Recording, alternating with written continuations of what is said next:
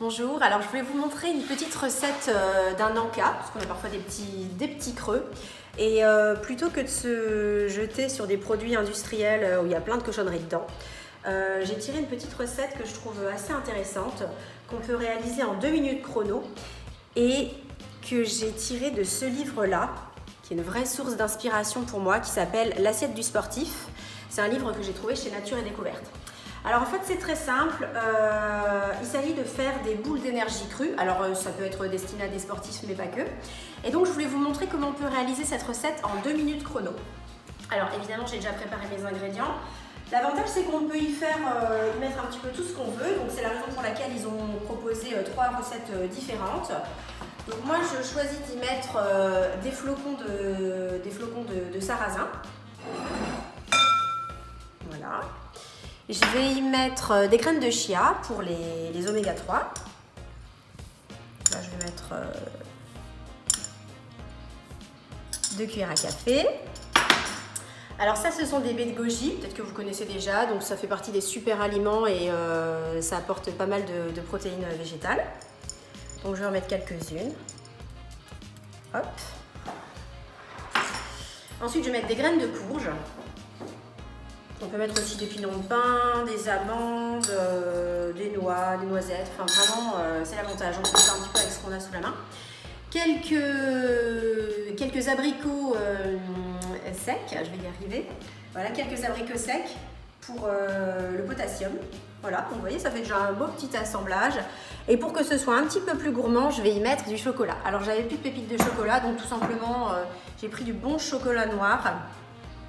Alors, je rajoute mon chocolat dedans, plus de chocolat que de flocons. Hop. Et puis, pour lier le tout, je vais mettre un petit peu de miel. Alors, on peut mettre aussi du sirop d'agave, du beurre de cacahuète, de la purée de noix de cajou, enfin tout ce qui va être purée ou un petit peu élément liquéfiant. Voilà. Alors, je vais déjà mixer tout ça dans mon petit robot ici, là. Hop. Je mettrai mon miel à la fin.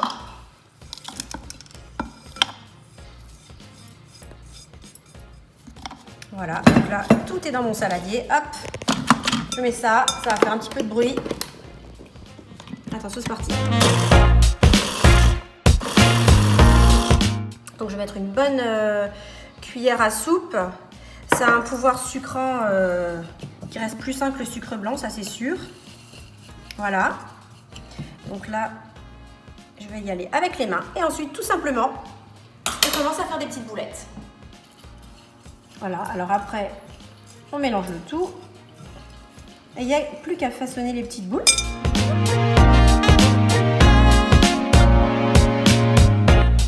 Donc vous voyez, c'est très facile à faire. Même mon ado s'en est fait il y a quelques mois pour aller en cours. Donc c'est dire que c'est vraiment très facile et c'est facile à transporter aussi. Donc c'est ce que je trouve intéressant. Bon bah là en ce moment c'est vrai qu'on est confiné, donc ça concernera plutôt les petits encas de la maison. Mais bien souvent quand on est au travail, dans son bureau, on a la petite fringale à un moment et là voilà, c'est une petite idée d'encas qui peut être sympa à réaliser. Au moins on sait ce qu'il y a dedans. Pour peu que ce soit des produits bio, c'est encore mieux. Et voilà, ça n'a rien d'industriel ni de produits transformés. Donc je trouve ça plutôt sympa comme idée. Alors après, on a aussi la possibilité de les rouler soit dans du chocolat comme ça, râpé, soit dans de la noix de coco pour ceux qui aiment. Voilà, on peut les saupoudrer de noix de coco. Ça peut être bien sympa. Et hop, ça fait une jolie petite boule, une boule d'énergie. Hop! Et je la rajoute sur mon assiette. Alors là, je vais en faire une que je vais rouler dans le chocolat. Vous voyez. Et voilà. Et je roule ma petite boule.